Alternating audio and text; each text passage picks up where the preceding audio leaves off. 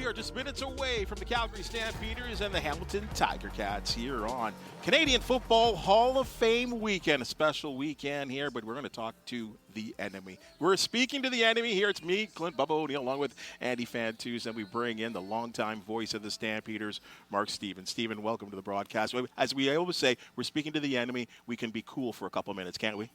Well, I have no trouble walking around here being cool in this area where there was such excitement yesterday with the Hall of Fame inductions and so many people that, called Calgary or the Stampeders home. So no problem. I'm kind of cool sitting in this venue here. Isn't it so appropriate that two of the main people in the organizations are going to play together? Isn't that funny? Yeah. John Hufnagel, living legend, and Orlando Steinhauer likewise, going against each other tonight in the Hall of Fame game for the Hall of Fame weekend, and they both got inducted last night. And what a special evening. I was fortunate to be a part of it. I know you were there as well, and some other familiar faces too. I mean, Henry Burris played for both teams, and certainly some other connections on both sides. But tell us about the excitement around what the excitement is on the Calgary side with the Hall of Fame. Yeah, well, a lot of it because 7 players and or executives are going in, and actually the U Sports player Greg Vavra actually played for the Stampeders, although he's going in as a member of the University of Calgary. He switched dressing rooms way back when. He was the Dinos quarterback one year, and then he's the Stamps the next. So that's quite an achievement. No, many people, and Doug Mitchell, who's well familiar here, not only as a player, but we all know the family ties here. So it was really exciting. A day like that never is a long time. Will probably never happen again, though, because first of all, you got to have 2 classes to induct at the same time, but also the number of people that went in. It was tremendous. You got 2 Hall of Fame coaches now. Dave Dickinson's already in the Hall of Fame. Now Orlando Steinhauer is, so it's tremendous. What is it about the Stampeders organization that, one, is a winner, and it's a destination, very much here like Hamilton. Players want to play here. Coaches want to coach there as well, too. What is it about the organization that's so special? Well, specifically to the on-field part of it, these are the 2 things I always come up with, is I don't think anybody outworks them on the Canadian draft. Okay, maybe there's people that work just as hard. I don't want to diminish anybody, but nobody outworks them. So they find a lot of late round or undrafted guys that others don't. Like Rennie Paredes, the kicker here, he's undrafted. He's done all that, and there's many other players that are undrafted. John Hufnagel is in the Hall of Fame for a reason. I call it he has the ability to see around the corner. He has a move planned before the other move happens, and he's been consistently right on a lot of things. So that's it. As a destination, it's an extremely well-run franchise. Not that others aren't, but, they feel it's a really sound franchise in a great city, and it's a winning combination. Dwayne Ford had a great line last night after John's speech that he was a fullback for the Stamps when John was the offensive coordinator, and he decided to go with the 5 receiver set, and he was one of the first, possibly the first one to do the 5 receiver set, and which is what we know as the regular today, the norm.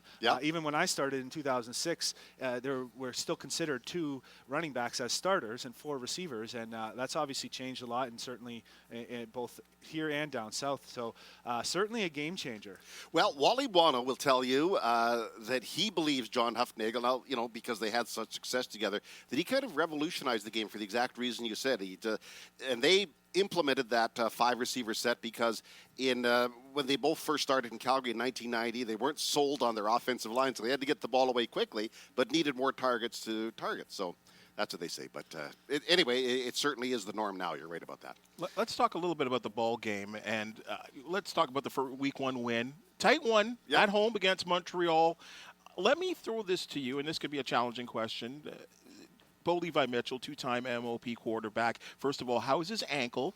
And 2, we saw some signs of maybe playing with injury. Some say deterioration. He's getting up there in age. He's played a long time. Mm-hmm. You do have a good backup quarterback in Jake Maier that's proven himself. So is there a little quarterback competition going on there?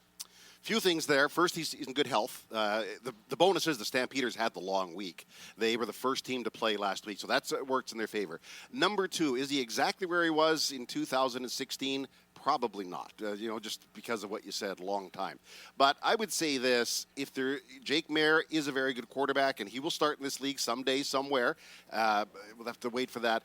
But if there was any kind of big deterioration, a game-altering deterioration in Bo Levi Mitchell's game, They got three guys in that room that would pick it up way before any of us did. We had John Huffnagel, Dave Dickinson, and the offensive coordinator, or quarterback coach Mark Mueller, whose granddad coached here for many years. So I would say that Bo is in very good hands, and but he's got to play better. He's not isn't a lifetime guarantee. I could say that. And in fact, last year here. He was yanked. Remember, he didn't finish the game. That's right. And that was sort of the low point for the Stampeders last year. So I remember Dave saying he's got to play better. Yeah. Oh, yeah. It's not a lifetime guarantee, right. But he gets a long, long leash. And so, long-winded answer, there's not a quarterback controversy today. Fair enough. We got two teams that I think pride themselves on their defense, and especially looking at these linebacker cores, both tops in the league. You got to say, big fan of Jameer Thurman. How good has he been in his growth in Calgary over the past few seasons? Well, tremendous. He's a guy that really fit right in, and he just loves it there, and they love him. I know there was a lot of angst out there about Darnell Sankey, who was the league tackling leader last year, getting away. There's a bunch of reasons, and a lot of them financial, of course, but one of the other reasons is they knew Jameer, who played on the outside last year, could move into the middle, and he's done so very effectively right now. He's tremendous. Judge came over from Toronto. That was their big off-season move. Toronto wasn't going to sign him. Calgary wasn't going to be able to sign Royce Metchie, so they just flipped them. As for the rest of the secondary, though, there are a lot of guys there today who are either playing their first game or their first game at that position. They've been really hard hit with injuries in the secondary, so that could be a deciding factor.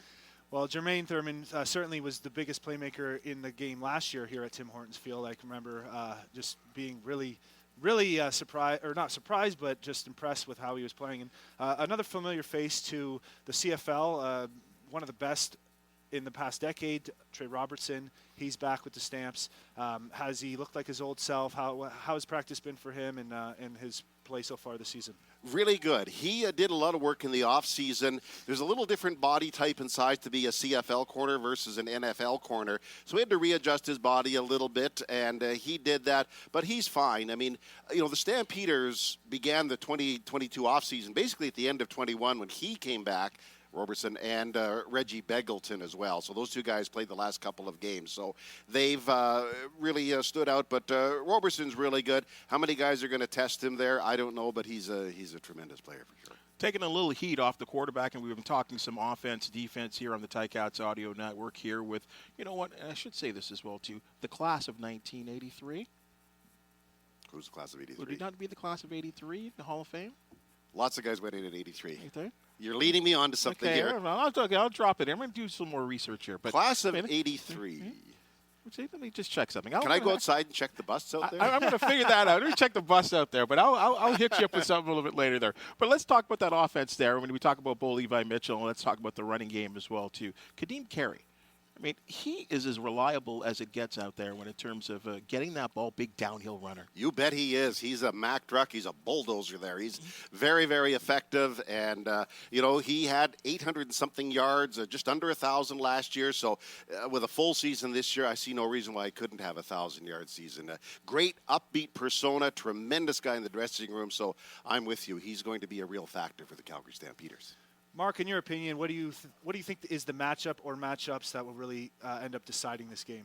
The Ticat receivers have some good ones for sure against the wildly inexperienced and out-of-position Calgary Stampeders secondary. As I say, you look on the list, they've got multiple players that are on the sidelines. I think it's 6 that are either from the defensive backfield only, either on the 1 or the 6-game injury list. In fact, we were here yesterday kidding at the Hall of Fame reception, and I said to Fred Chillis, who is now about 55 years old and about 330 pounds, I said, Fred, if you want to play and you can get back into being a DB, I think there's a uniform for you. He said, yeah, I don't know. So, but that's where they are. So that'll be the key to me. I mean, Hamilton does have some very good receivers.